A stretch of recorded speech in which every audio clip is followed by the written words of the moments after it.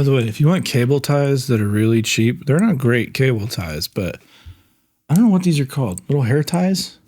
Ball hair ties? They work great until they don't, and then they work really bad.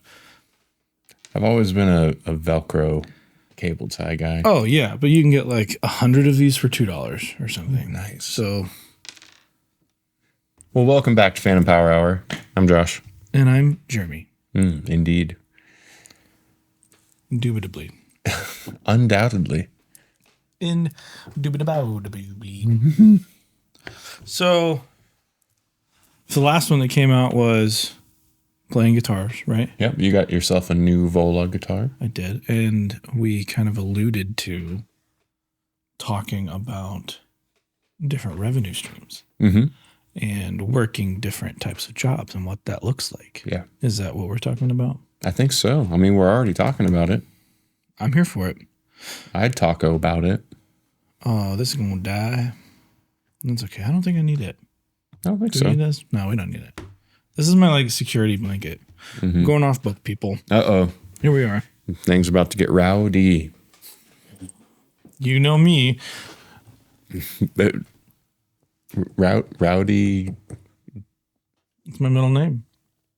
Oh. Yeah. Don't steal my identity, though. Or do. You'll love it. It'll be a fun time. So I feel like we could approach this from like two different angles because I know both of us are quite diverse in our income. Yep. But that could look like two extraordinarily different things. Yeah. Just from two different people. And that's probably the key takeaway from this whole thing.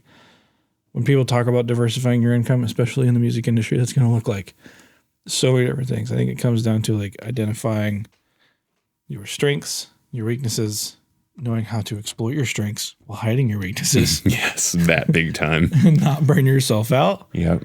And just kind of roll with the punches as they come. And then if that's all you watch from the video, you're good. See ya. All right, bye. But if we want to talk details. Oh, well, we're going to talk more. I mean, if you I thought we were done. we can be done. We can go get lunch. Later.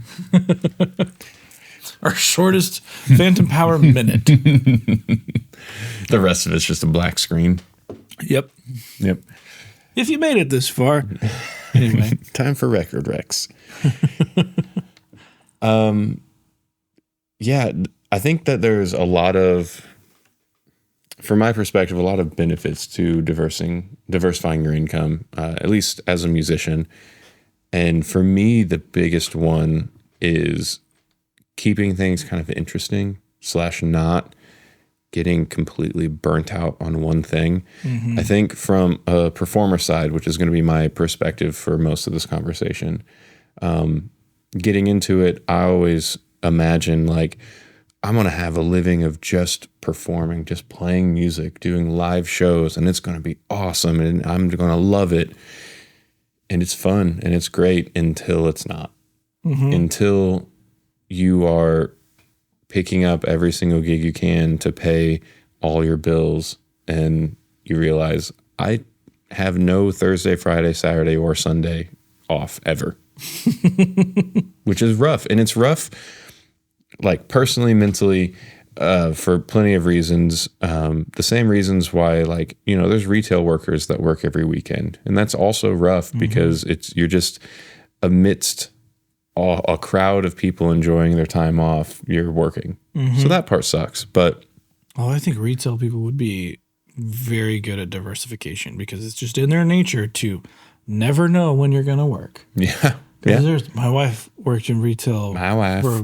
Worked in retail for a very long time, and it's like one day she'd work 4 a.m. to noon, and then the next day it'd be 8 p.m. until 2 a.m. Like, it's wildly different, and it makes no sense. And I think those people are more prepared than they might think. Yeah. Same with like this. Servers. I was a server for a while in college, and I think that kind of, in retrospect, helped prepare me for that kind of thing. Yeah. But the other difficult aspect in that same conversation is relationships.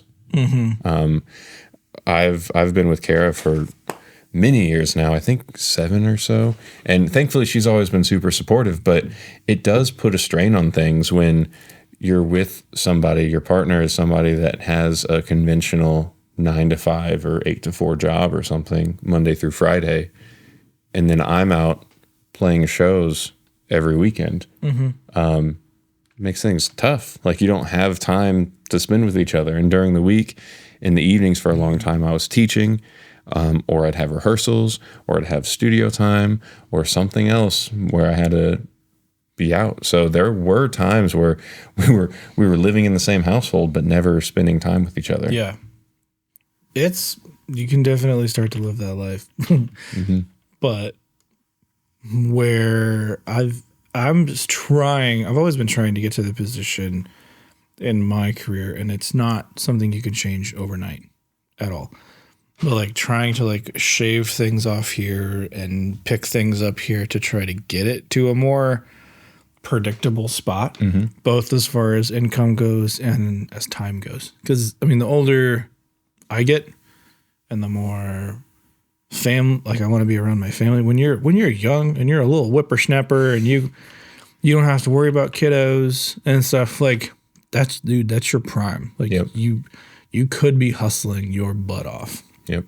But I realize that not every single person wants to do that. Maybe they want their independent time or time alone. Like you're an introvert like me and you just want to sit and chill every once in a while. And there's comfort in having some kind of routine. Well, doing stuff like this and looking at other opportunities can definitely help. And I think that was a driver for me big time in knowing what to expect.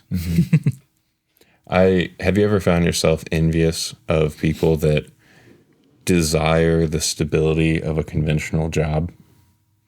Envious of people who desire that? What do you mean? Well, I think that there's obviously so many different outlooks on life and perspectives. And I know a handful of people that they want their 9 to 5. They want to know when they're going to be there. They want to know what they're going to be getting paid every week or every 2 weeks. And they want to know that, okay, at this age, I'll be able to retire. I'll have this much in my 401k. And that's life. And they find comfort in that. And I have found, like, I wish so much at different aspects of life. I wish that I could feel content with that type of lifestyle, because the grass is always greener, of course, but that seems like such an easier way of living. I mean, a job is a job is a job. Yeah. And like losing yourself in monotony is very much a thing. And you can lose yourself to the 9 to 5. Like people talk about that a lot. What I think living kind of that like vagabond-ish lifestyle that most musicians and people in the music industry, where you're working for yourself, like very entrepreneurial in that aspect. And that can look like a whole lot of different things. Maybe you're a studio guy. Maybe you're an instrumentalist. The safety net isn't there, but the longer you do it, the more you're okay with that. That's very true. Now, the thing you mentioned about like the 401k and being able to retire, that does not have to go away with what we do. True. What I will say is I didn't take it seriously enough when I was young. Like I don't think anybody does. I turned 38 4 days ago. And if I had been taking stuff seriously like I am now, and like making sure I paid myself, which is such an easy statement, but it is really hard to actually wrap your mind around when you work for yourself. Like, well, I'm paying myself all the time, aren't I? You're not. Maybe we can talk about what that actually means, but making sure you're taking care of yourself in your future, because even more than that, like it's so easy to look at this like one-set-minded. I'm taking care of myself. I'm getting paid. I'm working. Well, now that I have kids, and a lot of you guys may have kids, maybe you don't, but even thinking about that, like, well, now it's me, and do I want to leave something for them? You don't have to, but maybe you want to. Screw them. They don't deserve anything. I mean, some people think like that. Like, I would never expect to get anything from my parents. That's their money. Right. Like, they've worked their butt off. Like, I do not expect an inheritance. Will I get one? I don't know. I have no idea. But like, if I'm looking at my kids now, I'm like, I think the same thing. Like, they wouldn't expect that out of me. Granted, they're 5 and 8. Like, they probably don't even know what that means. They're happy to get an allowance. But at the same time, like, I kind of want to do that. So like if I would have started this whole process earlier, I would be in a better place. Not that I'm in a bad place now, but yeah. We're getting off the path a little bit. It's maybe all encompassing. It's all part of the same subject. But when did this become a financial channel? This is not financial advice. It's more providing anecdotes and different perspectives. But to speak on paying yourself, that is so. I think there's a lot of people that follow the path that I followed, where you're early 20s or late teens or something, you decide that this is a career move you want to make, and either you jump in head first right away or you take a little bit of a safer route, which is kind of what I did. Mm-hmm. I had a regular job, saved up, I think, if I remember correctly, it was 3 or 6 months worth of money to pay rent and all my bills. That's discipline. And then I took the leap. And it was not because I was disciplined. It was fear-based, to be honest. But the fact that you did it, like most people don't even do that. And I was just honestly super fortunate to be able to do it. I had roommates. We lucked out with a really affordable place to live. At the time, my mom was covering my car insurance and phone bill. Like, I'm not going to try to say that I walked uphill both ways in a snowstorm or anything. Like I was afforded a lot of comforts to be able to make those decisions and to put the money away and everything. But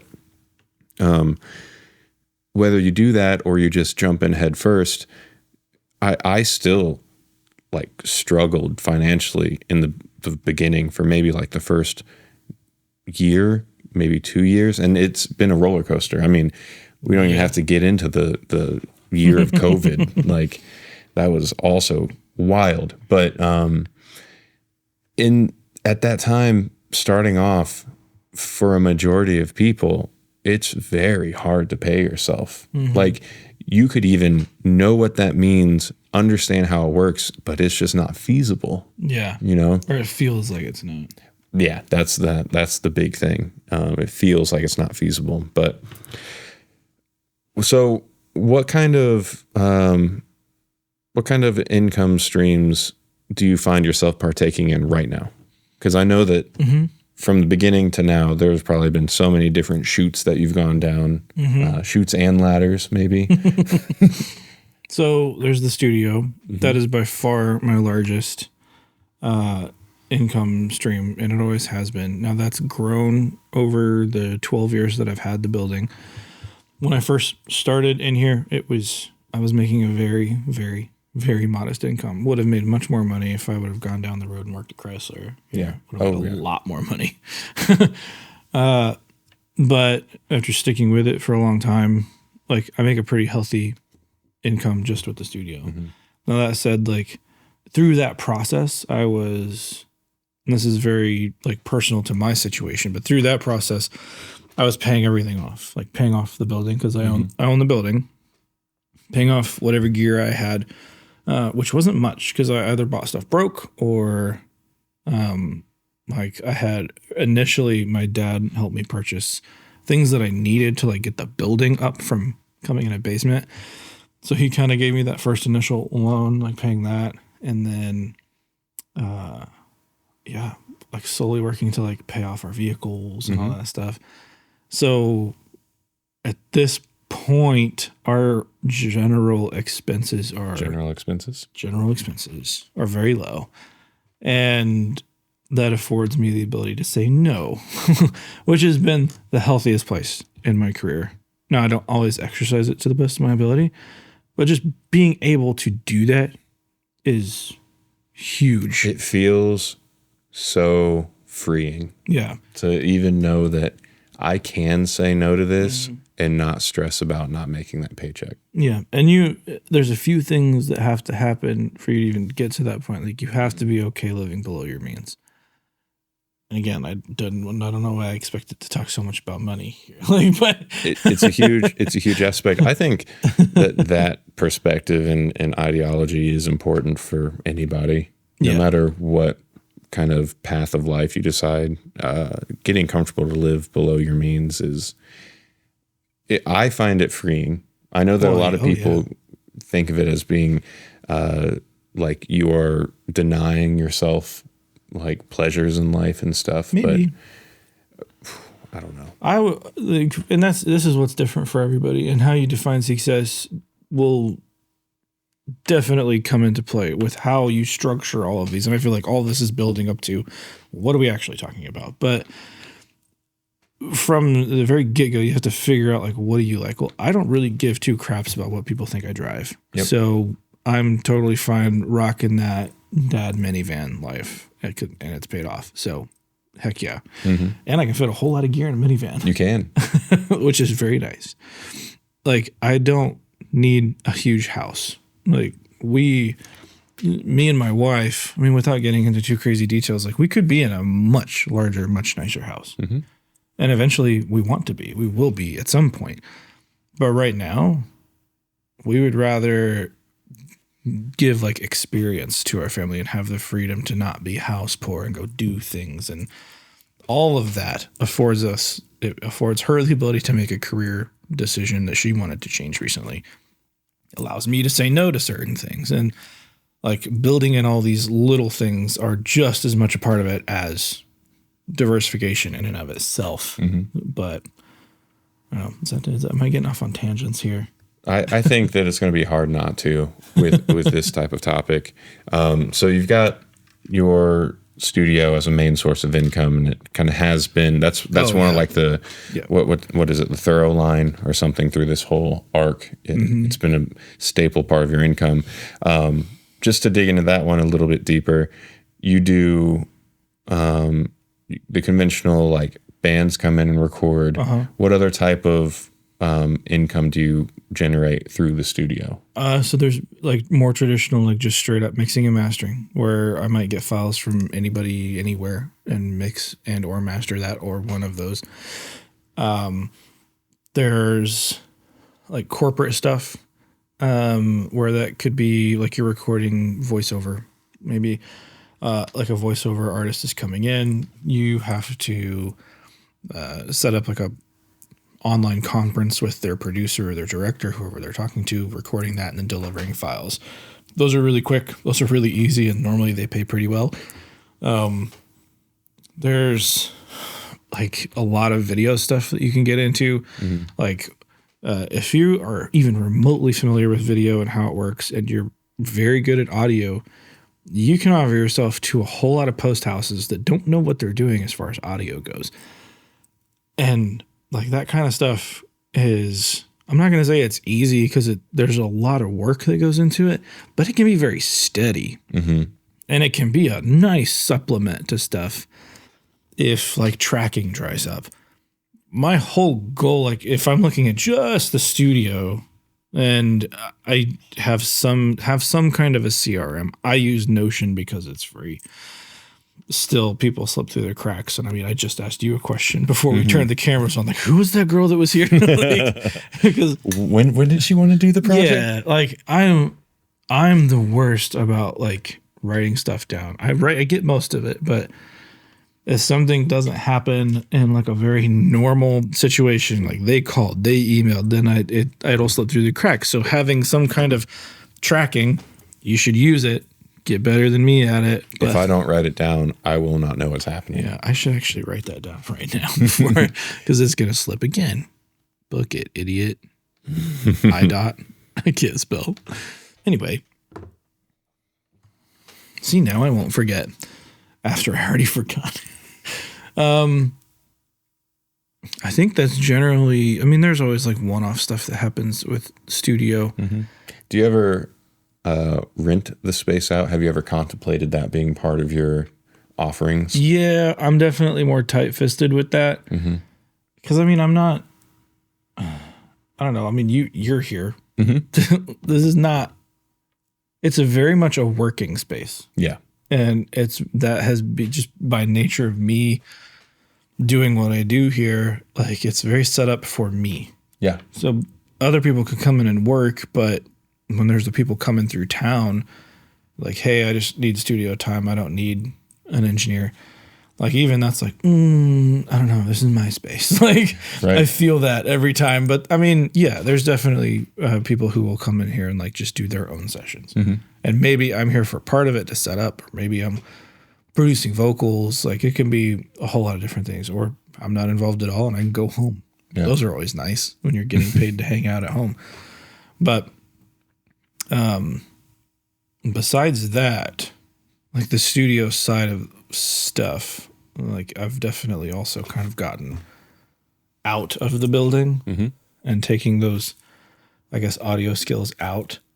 Just like you taking your live performance from touring and you go into the studio. Like for me, that looks like running front of house, doing installs, system design, and that can be like front of house or monitors, broadcast setup, stuff like that. Running broadcast in a few different situations. I think that's pretty much it. I mean, that encompasses a lot of different things. Yeah. But like those two things are the most like related to each other, like in studio, out of studio. I definitely think about them differently. And the nature of gigs that come, they don't cross over very much. Like they'll to say like running front house for a show for 3 weeks, like that's a great gig. They want to know that you're professional. They could care less about any accolades that I may have in the recording industry. They just want to know that you can push the faders and it's going to sound good. Yeah. Like in a situation like that, you're a security blanket for something that's already working and already making money. Like this theater will work if I'm there or not. But because I'm there, and I mean, I'm technically overqualified for what they're asking me to do.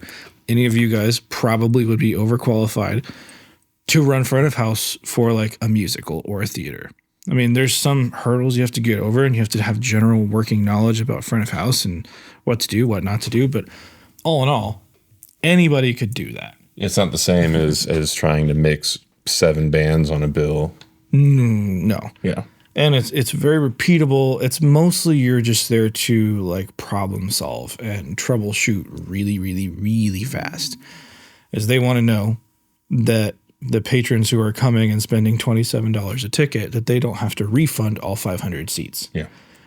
Because when you start adding that up, that's a lot of money. So what they're paying, and normally they're fine paying you a very handsome amount to do that, just to be that security, because they're going to make bank if they can fill the seats. And not, frankly, that's not your job. Your job is to keep the butts in the seats when they're there. Yeah. Because you have a bad sound guy. I mean, how many times have you been somewhere with bad sound and you're like, I am never going back to this venue, or I don't want to go there because it sounds like crap. Too many times. Yeah.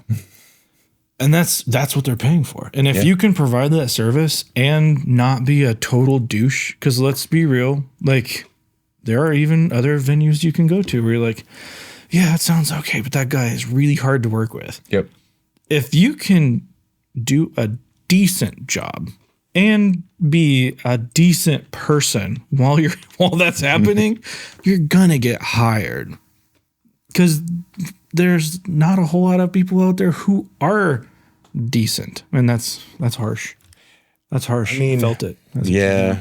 But I think that the other way you can say it is it's fairly rare for somebody to invest in their craft continuously. Yeah. You know, so, and it's more rare for somebody to invest in their craft continuously and be able to stay away from inflating their ego because they've done so. You know, but it's true. I mean, a lot of you watching are probably really good at some aspect of music. But that would make you the minority, I think. Being good at one thing? No, just being like, if you are a really good front of house engineer, I think that makes you the minority. If you're a really good instrumentalist, I still think that makes you a minority. And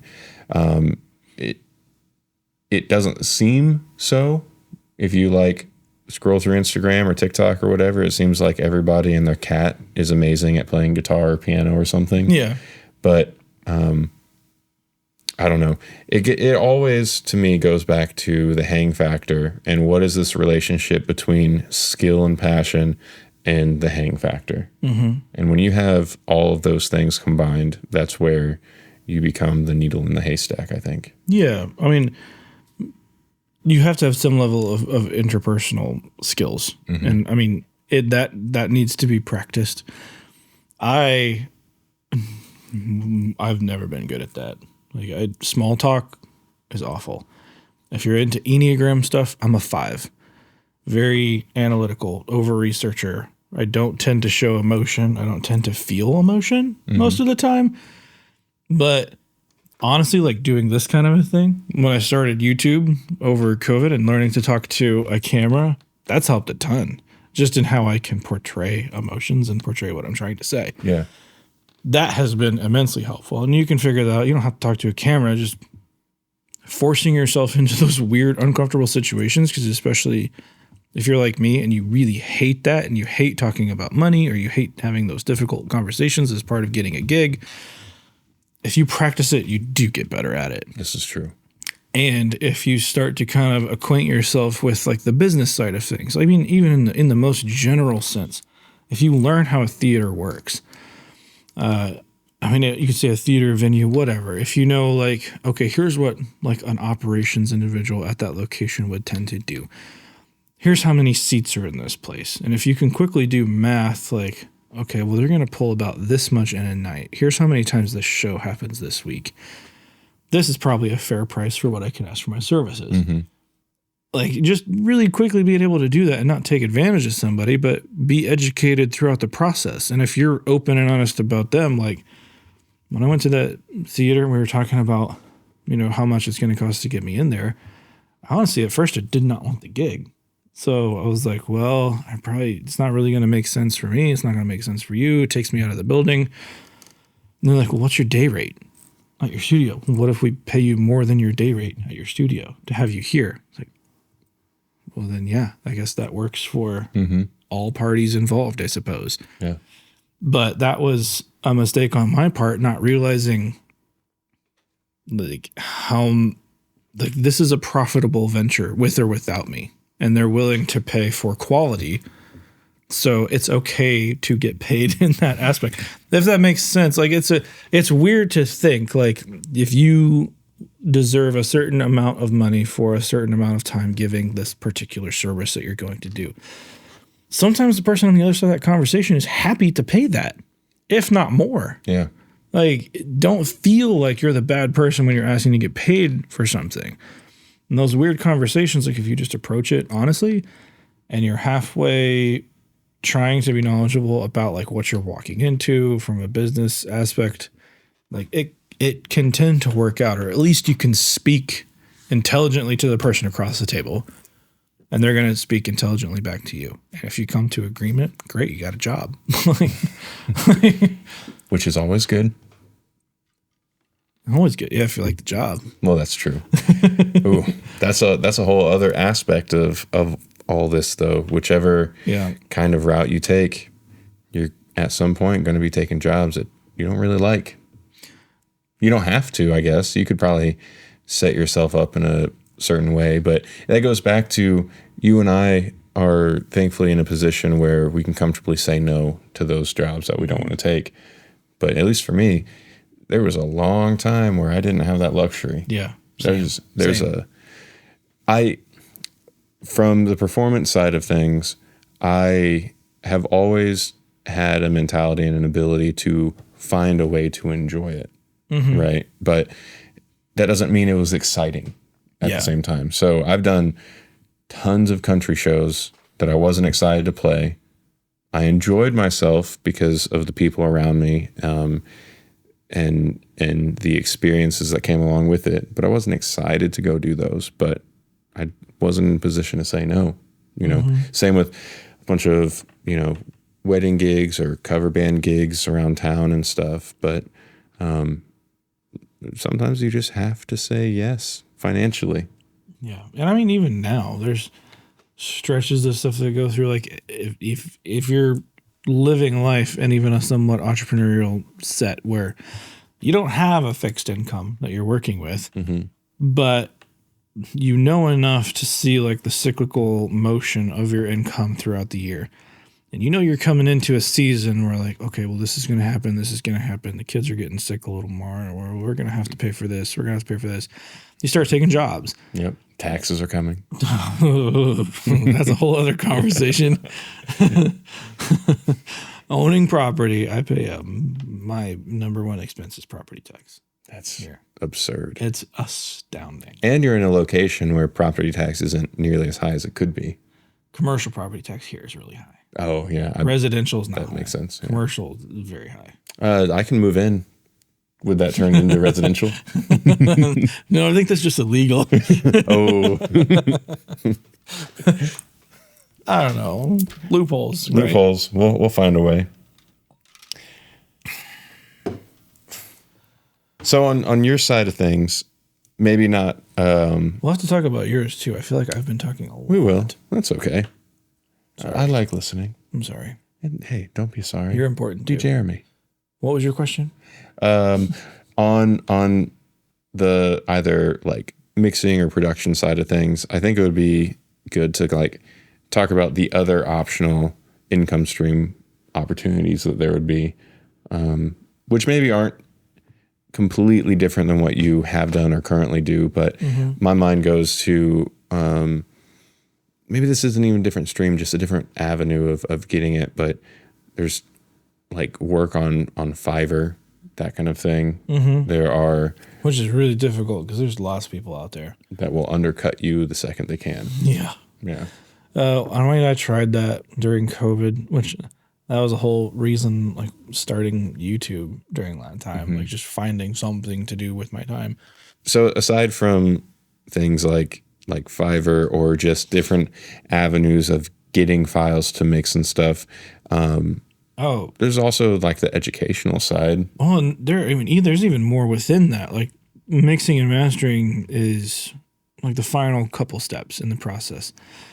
And even for some of those guys, like doing mixing and mastering can encompass editing, tuning, session prep, drum alignment, sample replacement.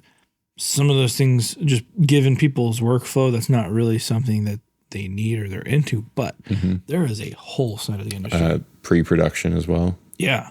But I mean, some of my good friends that I've known for a long time, like they make most of their income doing that. Yeah. I know a lot of people that their main staple of income is pre-production and like co-songwriting, where it's not their song, but they're working with an artist that either that's not their strongest suit, or maybe they get paired up through a label or through a manager or something, and then they kind of co-write that song together. You know those people?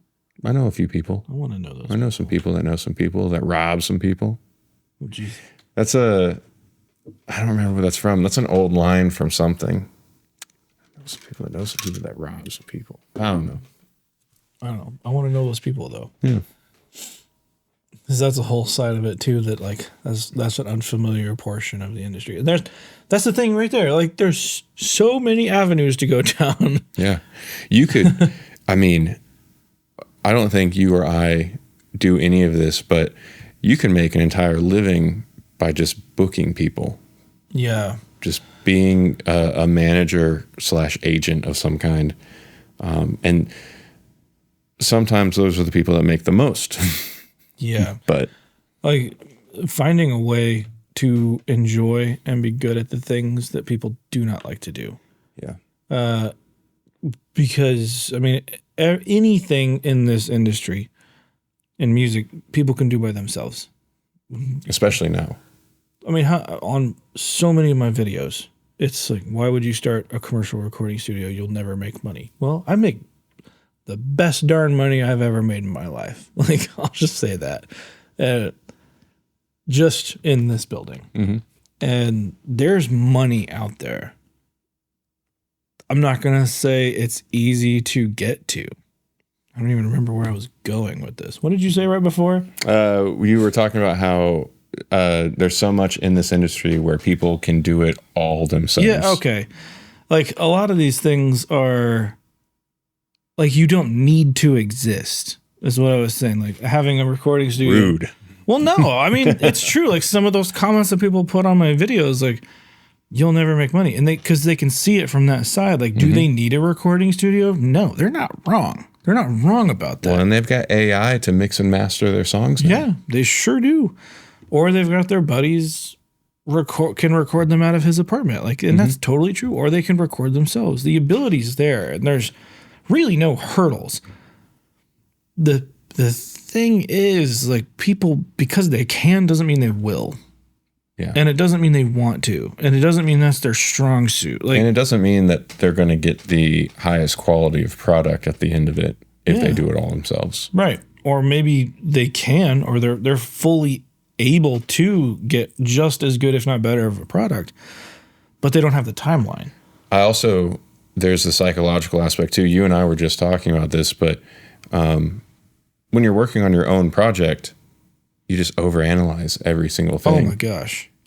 So I think that is a running thread through a lot of artists as well, where that I could foresee a good amount of people using that as the main reason why to bring their stuff into a studio in the first place. Yeah. Just to not be the only eyes on it. Or ears, I suppose, in this context. Depends what you're mixing with, I suppose. I mix with my nose. I mean, besides that, there was so much in the beginning of at least my career where a lot of my income was coming from stuff that had nothing to do with music. Like plasma donations. That was how we got the down payment for our house. I still have the scar. Oh, they got you good on that one. That's the only, they just stuck me right there every time. Yeah.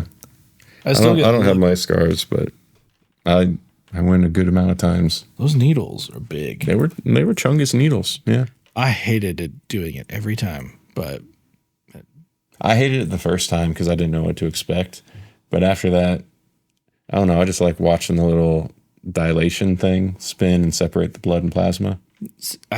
Needles they bother me so much. So the whole time I'm on edge. I hated it. Hated every minute of it. I think I got good at like disassociating from that, because I think it's natural to be like, something is penetrating my skin. I probably don't like that. That's what she said. Sorry, I totally stole your idea of you did a lot of jobs not pertaining to music at the beginning. Yeah. But that were like adjacent to it, and that just comes down to like knowing your skills. Like you don't have to jump right off into this career right off the bat and leave everything else you know behind. Like I did woodworking for a long time. Like little one-off things or trading for gear in those initial they can look like a whole lot of different things. What were some of yours? I'm trying to think of if I had any music adjacent jobs in the beginning. I don't really think I did. You just went all in. I did, but again, that's because I set up my own little safety net for the first few months. I did not. And then I preach that now like crazy because I did not do that.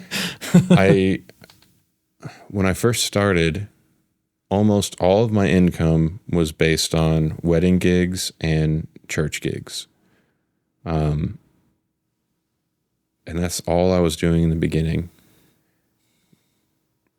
Yeah, I didn't have any other music adjacent gigs. And again, I was living extremely frugally. Like, buy a big bag of rice for like $5 and buy the 36 egg carton or 50 egg carton, I guess, from Walmart.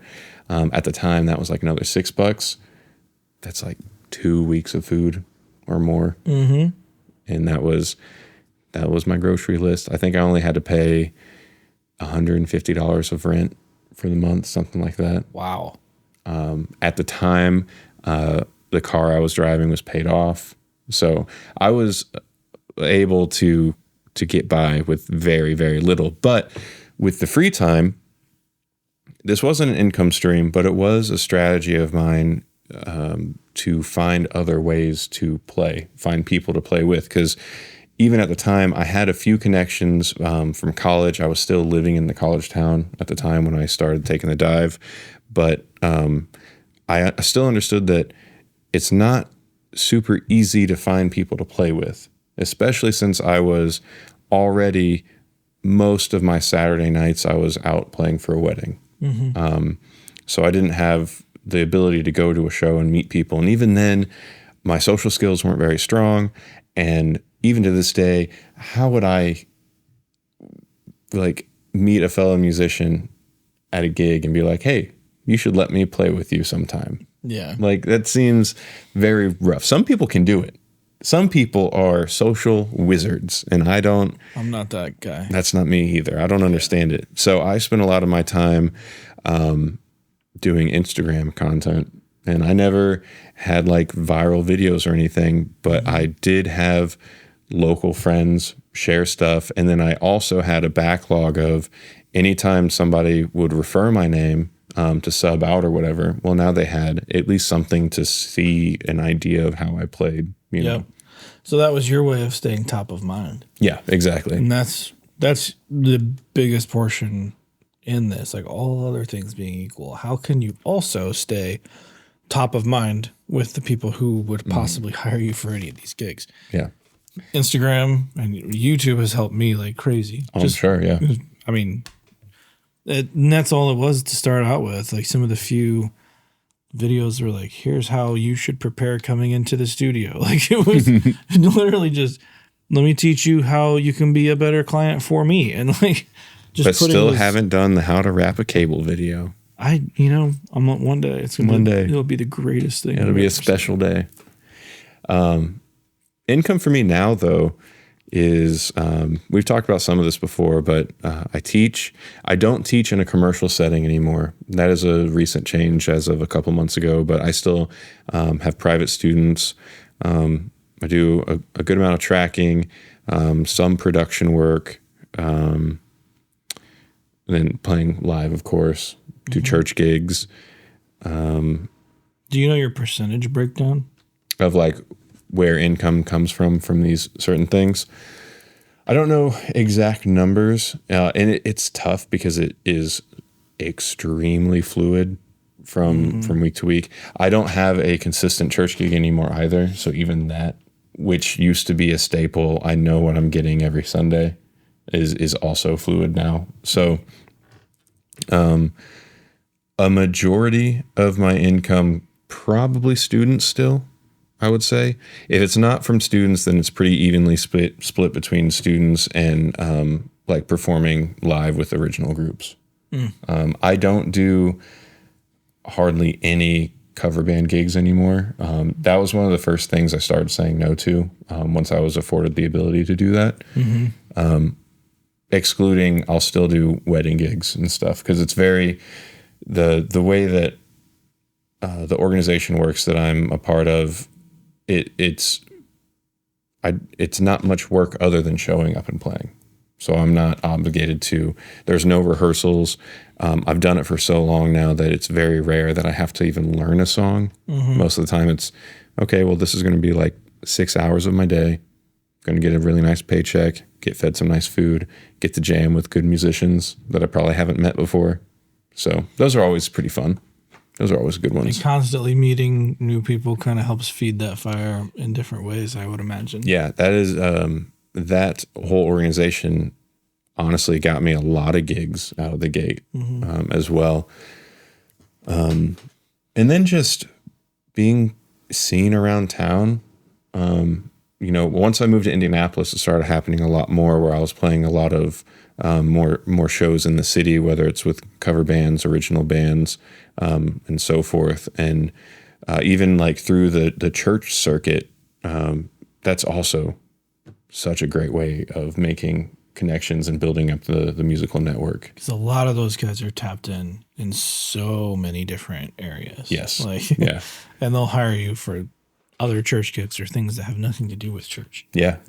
So building out that network on both sides of like performance or, working in the studio or something, super important. But I think those are all my musical income streams. I never did the Fiverr thing. Not really.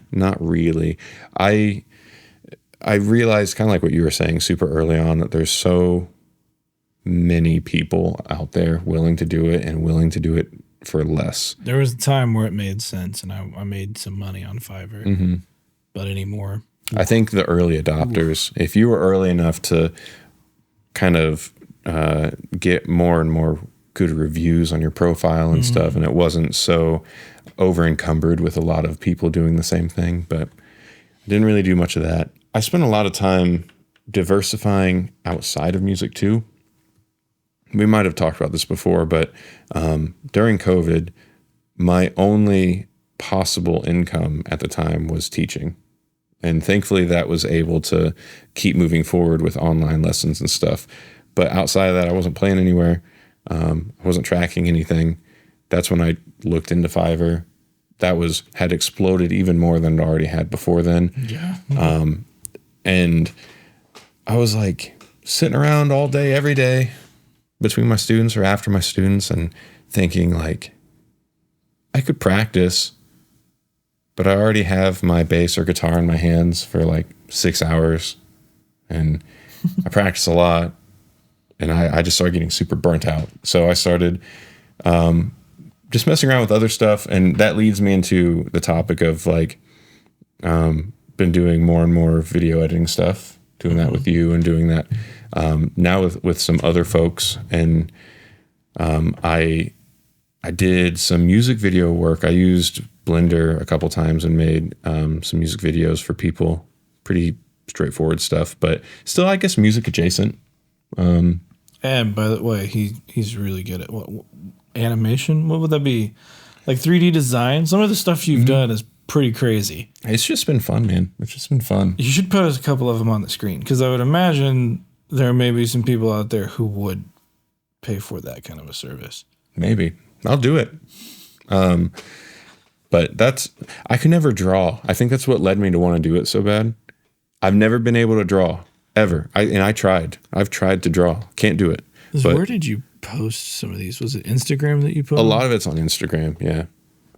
Might have to scroll back for a little ways. Because you haven't done it in a minute. I haven't posted a lot. It's still a fun cathartic way for me to spend some time, especially if I, am over encumbered with a lot of music stuff.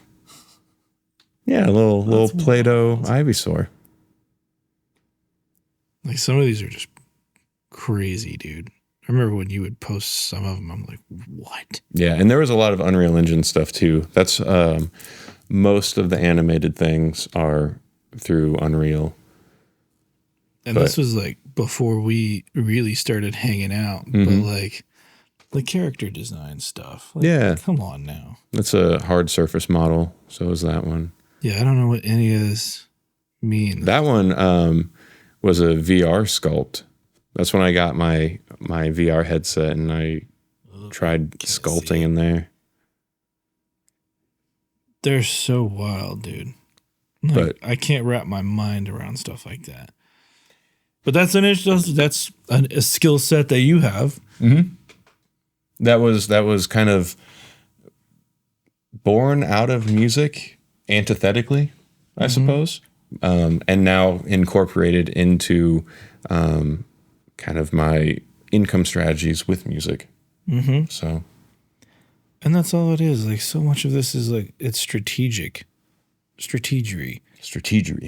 How can you get the balance of life that you want with the tools that you have at your disposal? Because even though I have this studio, even though you have a bass, not everybody wants to pay for that all the time, and there's gonna be times where that stuff dries up.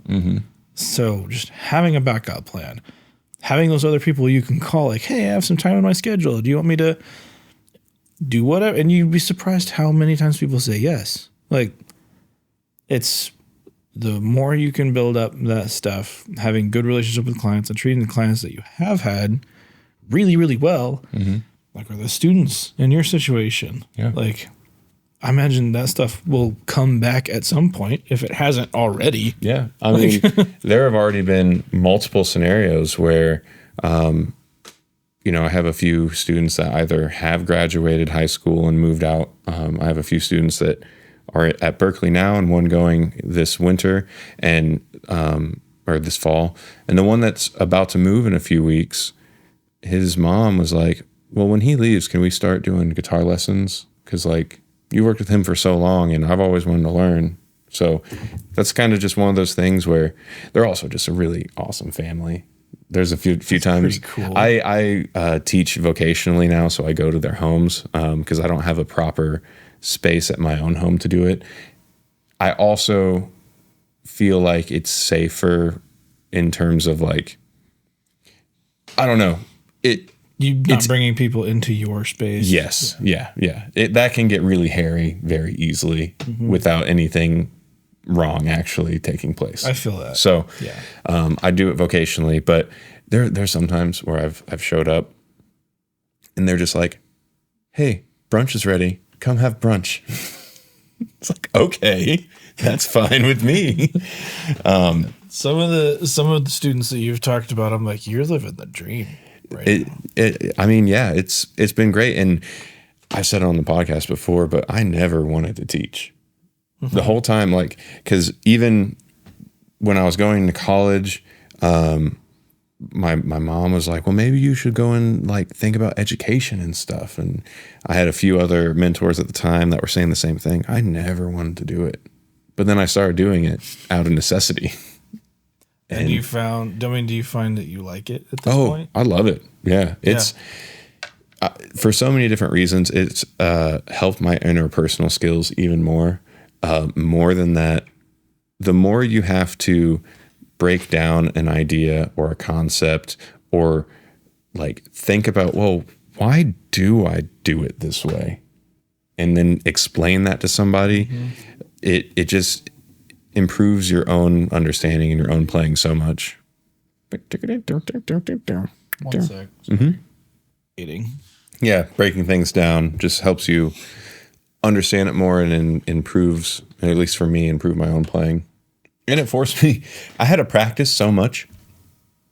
I think we had a whole episode about this, or at least a portion of it, but I wasn't entirely honest when I got hired originally to teach, in the sense that I did not play guitar when I started teaching. And they thought I did. And I was I said I could teach beginners, but then they became my like consistent students instead of just substituting for them. And they started getting better. Would you believe that younger kids get really good really fast? And so I had to learn how to actually play guitar. I didn't know what caged chords were, but I had to learn. But that whole idea was it's practicing all day. Sometimes there were days when we talked about before, but I would be teaching from 2:45 in the afternoon until midnight sometimes, because then I had private students after my commercial place job. It's just practicing the whole time, whether you're physically playing along with a student or not, or showing them parts or concepts, or it's somewhat practicing as well, because you're explaining theory or connecting these dots of why this lick follows this certain idea that we're talking about, that kind of thing. But I guess that's a whole tangent that I went down. But I mean, it goes hand in hand with like taking things that are kind of like just out of your reach and being okay with that and stretching yourself. And it's horrifying the first couple of times you do it, where like you want to take a gig because of the money, especially initially. Like that's the driving factor, is monetization. And then it kind of becomes like gamifying it. Yeah. Like, how far can I take this? What can I do? How big of a project can I take? And then, like in a studio context for me, like I realized I don't have enough inputs for this. I don't physically have enough microphones for this. Yeah, Josh, there was a day when I didn't have enough microphones. I don't believe it. You're lying. You're lying. Fake news. No, when we first opened, I had 16 inputs, and I did not have 16 microphones. Not even close. What? This is extremely off topic. What was your arsenal at the very beginning? In the very beginning? Like, what was your mic locker? I had a couple 57s, probably the Beta 91 kick. I had those vintage PMLs that I found at a pawn shop. Yeah. I had the Mictech CV4, which is a sleeper of a tube condenser. That thing's great. That was it. That was That's a wild. couple other pawn shop things. Like, that was it. Like, you could get by with a kit, but you weren't recording anything else at the same time. Yeah, like, I was really careful about how I did things. Like, I had to really think about it. But you made it work. And we've said this time and time again, but you're probably much better off because of all those hurdles. And I think so, yeah. I think so, too. Not for you, but for me. I can't speak to your own truth, Jeremy. No, that's not my place. You had hurdles in the same way. Like, oh, yeah, man. Oh, yeah. But no. Either way, you ever step back and think about, like, how strange of a life it is in comparison to what an average... Constantly. Yeah. Constantly. It's such a weird way. And I think I guess this is a quick shout out to, like, if you're going to be entrepreneurial and diversify your income, there's a couple things that you should have. One, QuickBooks Self-Employed or something like it. I like QuickBooks Self-Employed. It's really easy to, like, take your accounting from business to self. And then Wealthfront is the other one. I'll give you a link. Put Wealthfront down there. I think you'll get $50 if you sign up. And I will too. So, hey. Oh, nice. Yeah. I freaking love Wealthfront. Because if you're talking about, like, 401k and stuff, it's something you should have. It's easy to invest. But yeah, looking back at that stuff, like looking at my QuickBooks, looking at Wealthfront year over year, like, it's kind of crazy. Like, how do I make a living doing this? Like, what? I'm just playing with microphones and, like, mixing people's music and hanging out with music. This is a thing. Yeah, it's a thing. Like, you can absolutely do it. Like, it's not.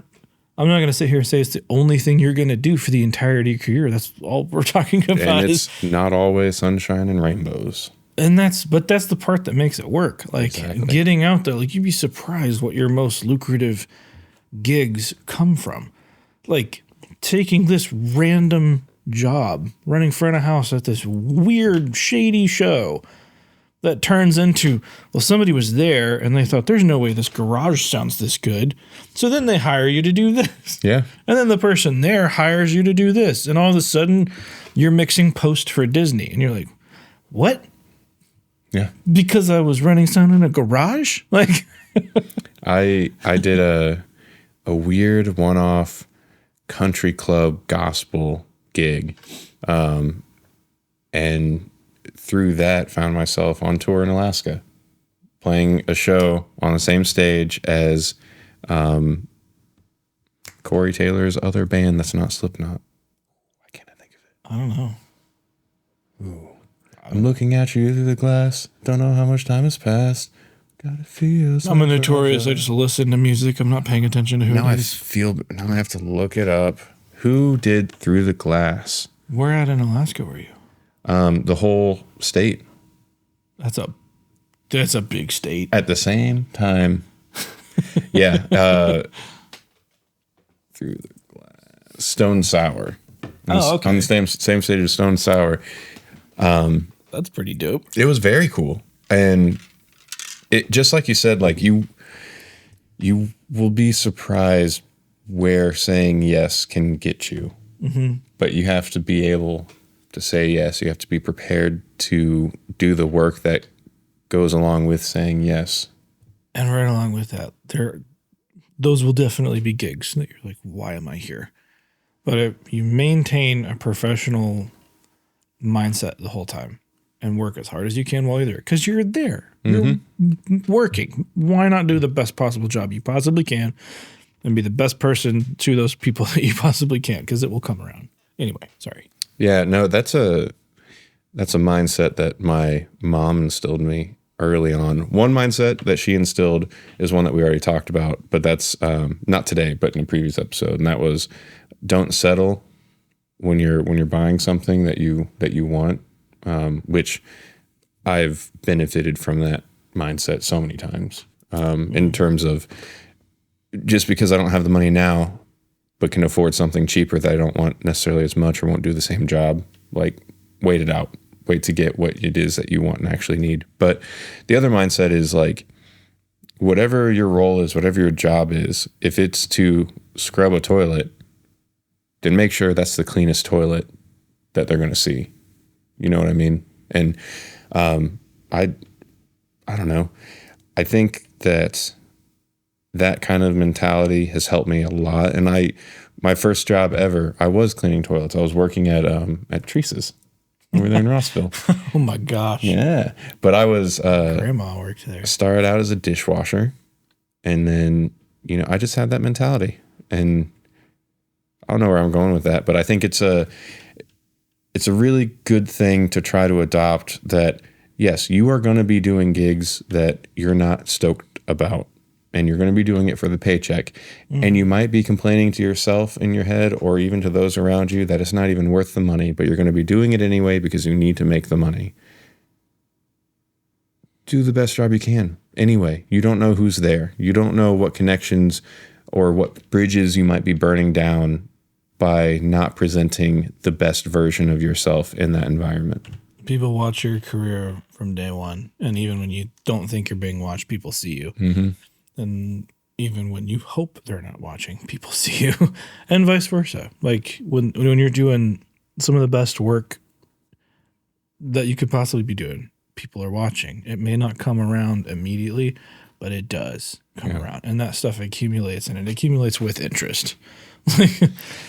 It's surprising what you can do if you can get over yourself in the process. And it's way easier said than done. All these things are easier said than done. Like, a lot of this is hindsight, okay? Yeah. Like, some things worked, some things didn't, and that's why we can speak to it at this point. Yeah. And there are people out there who've done way better than we have. And there are people out there that might not follow any of the stuff that we said, but they caught a few lucky breaks. I mean, it's not a one-size-fits-all, and it's not a guarantee that you do the best job that you can. That doesn't necessarily mean that you're going to find yourself comfortably living off of doing this for a living. And I guess on this flip side of that, it is also really easy to get into like comparing yourself to others. I was super bad about that when I first opened the studio, and you have to be super careful about that, because your mindset throughout everything you're doing and working in any kind of entrepreneurial aspect at all, your mindset affects everything you do, whether that's the literal work you're doing or how you're interacting with those around you. So if you are constantly like battling with these things in your head and you're not completely satisfied with where you are, it shows. Like, people can see through that crap, and it makes what you're doing so much less sustainable. Like, once I got over that, and I'm like, I'm just going to do the best I can. Like, I don't need to complain about other people, because there was I always say you don't want to ever talk bad about engineers, but I think that's what I've said about myself. I'm never going to speak bad about another engineer. I definitely did early on. Oh, yeah. Like, I talked some crap, and it got me nowhere. If anything, it made me feel like a piece of crap. And the person I was speaking to, they didn't think I was any better because I was making this other person look really, really bad. Are you trying to say that talking down about somebody doesn't increase the favor for you in somebody else's eyes? Yeah, exactly. That's wild. That's a better way to say what I'm trying to say. No, I get what you're saying. I think that's an extremely common thing, especially amongst the green either players or just just people in general. But I can't tell you how many times that like it happens a lot in original music, and especially at the younger ages and stuff. But like, okay, you played, now the next band is playing, and so now you're just sitting in the corner with your arms crossed and like overanalyzing everything they're doing. And I don't know. That kind of stuff happens all the time, but it's not a competition. Everybody wins if everybody's doing better. Yeah. If I can toss out a book, there's one book that's really good, like kind of along these lines. It's called How to Win Friends and Influence People. Don't remember the author, but I can look it up real quick. I'm going to drink more of this protein while you look it up. Is that Muscle Milk Zero? Muscle Milk Zero, What are the macros on that bad boy? 1 gram of fats, 3 grams of carbs, 20 grams of protein. And this is the little guy, which is why it's kind of a lower dosage overall. Still tastes good, though. Not nearly as good as the Fairlife ones, but... Those are delicious. And expensive. Mm-hmm. Deliciously expensive. How to Win Friends and Influence People by Dale Carnegie. You can get it on audiobook if you're an audiobook person. You don't have to physically read it. I know some people just hate reading. If you want to read it. But listen to that book. Can I use osmosis? Can I put it in my pillowcase at night? Soak it up through my brain? I'm not a scientist, Josh. But that book is super helpful. And it seems cringy when you just look at the title, and I put off reading it because of that. But we actually get into that book, you're like, this is incredible. And especially for somebody like me, who I'm such an introvert, I practice almost everything in that book. And, like, because it's just like little cue reminders. If you are not naturally a people person, this can help you so much. And it is just that, like, how to win friends. Is it stuff like hold your cup at like a 90-degree angle instead of like down there? No, I mean if I were to wrap up the entire thing in just a few sentences, it's basically like learn to ask questions. Like, do not talk about yourself. Mm-hmm. The most interesting person in the room is often the one who speaks the least. Be mysterious. Like, and I felt that so hard because, like, if you've been in a job like this where there's just naturally so much subjective judgment surrounding everything you do, there's a natural tendency to want to tell people, like, oh, I've done this. Here's my accolade. This is an award I just got. Like, just kind of naturally toss it out in conversation. And you always feel like crap when you do it. You're like, well, nobody cares. Genuinely, nobody cares. But the way you can actually, like, make a friend or learn to interact with people, like, asking questions. It seems really stupid when you're just talking about it. No, but it's also one of the most perfect plays for an introverted person. Yeah, you have to systematize socialization, and that book is a really good one. And I'm not perfect at it. I still make the mistake, but when I remember how to do it, I'm like, those conversations go so much easier. And like business conversations can go way easier because you're learning how to pull as much data from somebody to make the best educated guess on like what this project's going to look like, so you can give them the best thing. It makes literally everything about working with other people easier. Now, what if the other person you're talking to happens to have read the same book, and now it's just question after question back and forth? I don't know. I've never ran into that. What do you expect to be paying for the project like this? Well, I don't know. What's a budget for you that works? Well, I'm just kind of wondering maybe what the honestly, it doesn't even get into like business stuff. Like, it's really just about relational stuff. It's a good book. Yeah. I highly recommend it. There's another one about like negotiations. Ooh. Written by a guy who was like a negotiator. I'll have to figure out what that book is. That's a good one too. That's a crazy, like, psychological realm to think about. That's a super interesting book too. Maybe we'll do like book recommendations. Ooh, that'd be fun. I need to read more books. Yeah, I need to too. I've had two people now try to get me to read that new Court of Thorns or something like that. I can't do fiction. Yeah, not at all. I have to be in the right mood for it. But there's some that there's a lot of fiction that I've read that I really like. But there's also a lot of nonfiction that I've read that I really like. I have not been able to like stay in a fiction book since high school. Maybe you just need the right one. Maybe I do. If you have recommendations. Dune? Oh yeah, so good. Okay. I'll try it. It's hard because we're in it. We are we're in a time, an era where audiobooks are so prevalent and you can multitask while listening to an audiobook. I like audiobooks a lot. There's something that feels really good and extra meditative to me, physically reading something, and then you have like the tactile feel of the pages. I could never stick to like a Kindle book or an ebook. I just could never stick with it. But it's so hard for me to make time to read something. Now listen to something. I listen to stuff all the time. Mm-hmm. Mostly podcasts nowadays, but audiobooks fall into a similar realm. I have this twitch with my eyes every once in a while. They'll do a really fast, like, boo.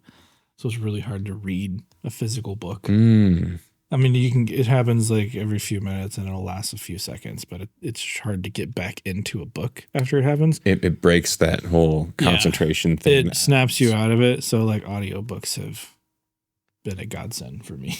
Do you like, well, I guess if you're not really listening to a fictional one, this doesn't come up. I was going to ask you if you like voice acted audiobooks or just narrative. I like when they're by the author. That for sure. Just they understand what the inflection is supposed to be. And they're sometimes the most boring thing to listen to. There's a couple books by Tom Edwards, which I think you know this guy, and you don't even realize you know this guy.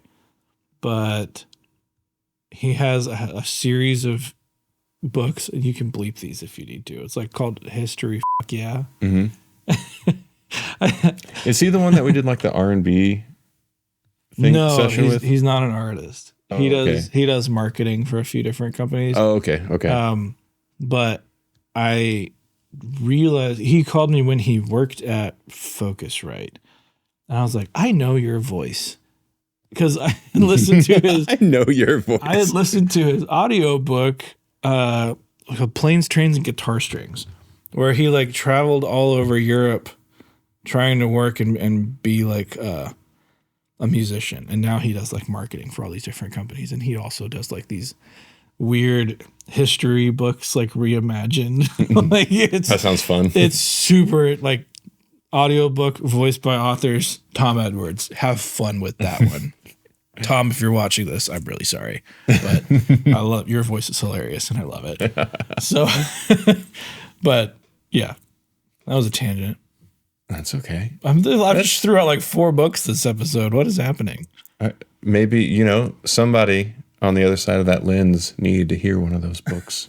Do you read? Do you read books? Can you read? Let us know. Are these falling on deaf ears? Hopefully not that. Or twitching eyes. Because I don't think we have captions for this. Now it's time for Record Rex. So, what have you been listening to? This is just one song that got me. Okay. Margot Zell, I think is how you say it. Okay. But yeah.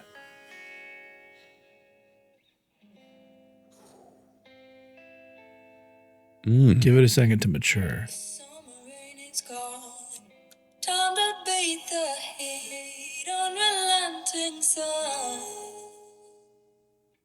You're like the falling leaves, withered and gone for good, like a ship sunk at sea.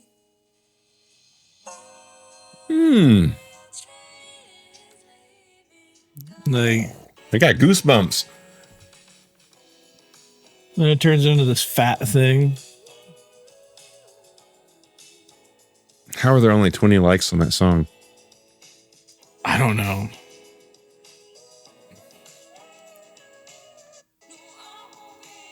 I think I found this girl. Let me double check because I'm trying to remember how I found her. And I think, yeah, okay. So I found her because she posted reels on Instagram. Doesn't have a whole lot of followers. But that's not very many. But she'll post stuff like this.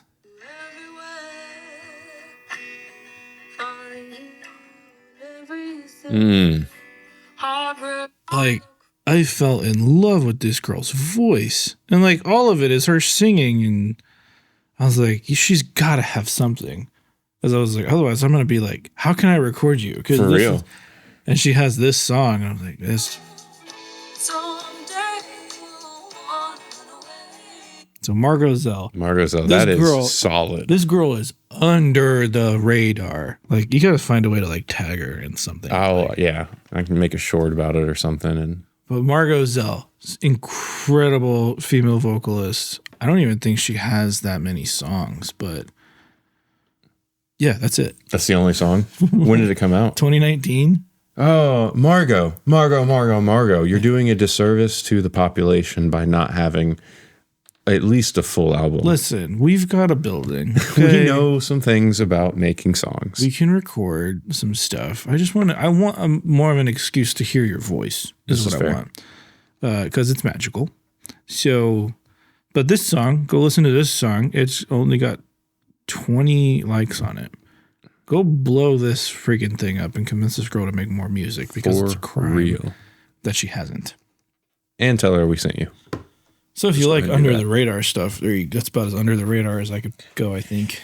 Mine is not so much under the radar. Okay. But it's a very near and dear to me album. It's Silver Rain by Marcus Miller. And typical bass player choice. This album is why I play bass. Okay. So Barnes & Noble, this would have been... Just had a flashback. What, 2005, I think? Well, the year I graduated high school. 2005. I was 8th grade. Oof. I think either 4 or 5. Anyway, doesn't matter. But I was in Barnes & Noble with my mom, and we would make it a habit to go. I would get a Frappuccino. I still remember the way coffee smelled in that building. Mm-hmm. It was good coffee. And they had the best bathrooms. Those two things aren't super related, but kind of are. And then I would go just listen to different songs. This is like iTunes was a thing, but not really. Pandora was kind of a thing, but not really. Yeah, not really. 2005. There wasn't really any stream on demand audio options without purchasing something. And even then, not a whole lot of stuff going on. So I was still a CD boy. And Barnes & Noble had these little kiosks where you could scan the barcode of a CD, put on the headphones, and it would give you like a minute preview of each track on there.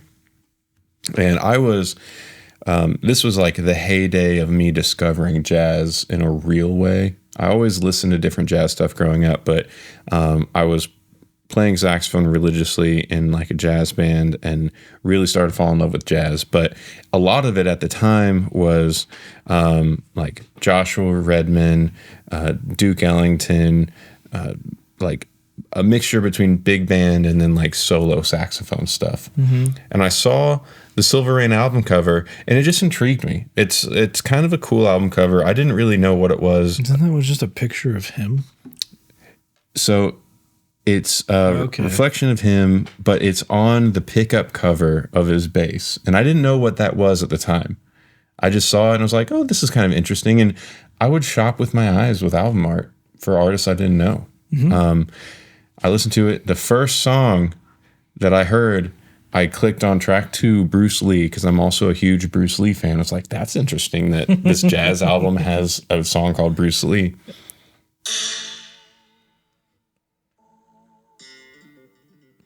It's been so long since I've listened to this record. Yeah.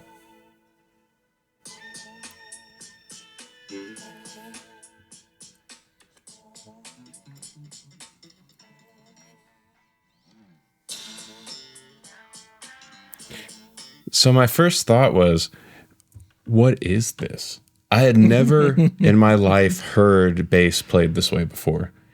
And on top of that, I had also just gotten Sony Acid, which is a DAW, and I had just started playing around with loops and stuff. And in my mind, I'm sure this is not how it was, but in my mind, this was just a dude with a bass and put loops together and made like something awesome. That was my understanding at the time as an 8th grader. And I was like, oh, this is something I could probably do. This is awesome. I got to learn how to play bass. That's what started it all. That's what started it all, man. But Marcus Miller, Bruce Lee was the song that kind of introduced me to him, but the album Silver Rain is incredible. The song Silver Rain, if I remember correctly, has Eric Clapton on it.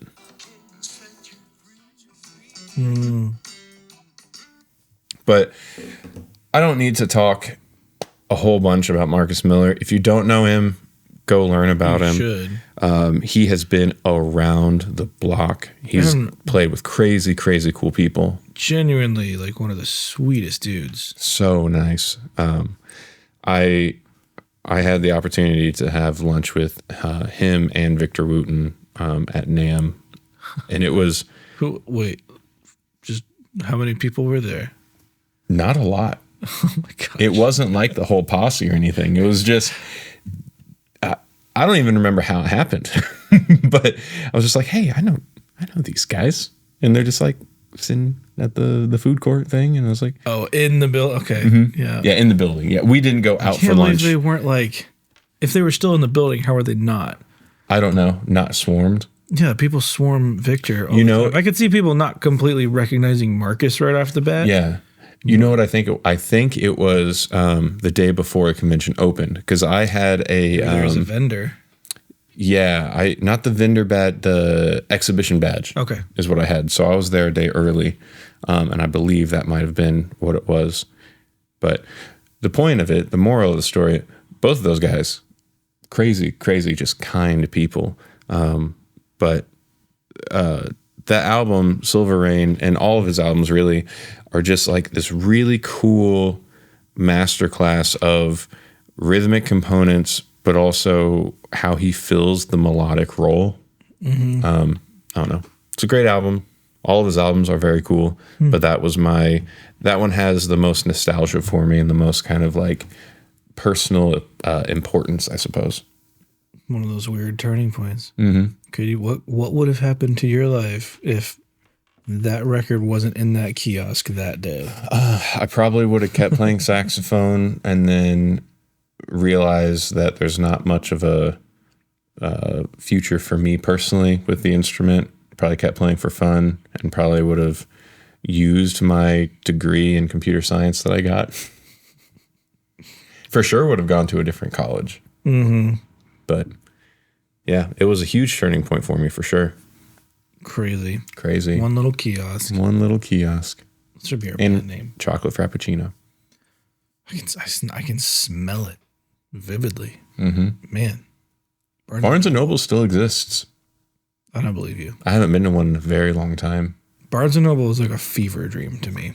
It's also where I think went in as a young kid and you're with your friends and one of your buddies goes to the photography section and shows you your first topless woman in the photography book. That didn't happen to me. Did to me. They did have some questionable sections that I probably shouldn't have gone through. It was photography.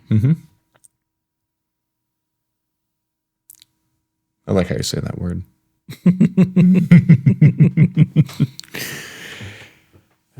Well, shoot. Is that it? What a weird way to end. Is that it? So if you stuck with us this long, drop a topless lady in the comments. You mentioned... Don't do that. What is it about scent memories that will just uncover, like, pent-up memories that you didn't... Anyway. I think the sense of smell is the most strongly related sense to memory. Maybe. I'm pretty sure if you got this far, put your deepest, darkest secrets in the comments below. Definitely do that. Tell us where the body is. Which one? Okay, bye. Bye. Oh, yeah. Like and subscribe as well, please. Thanks. That'd be great. Thank you. Bye.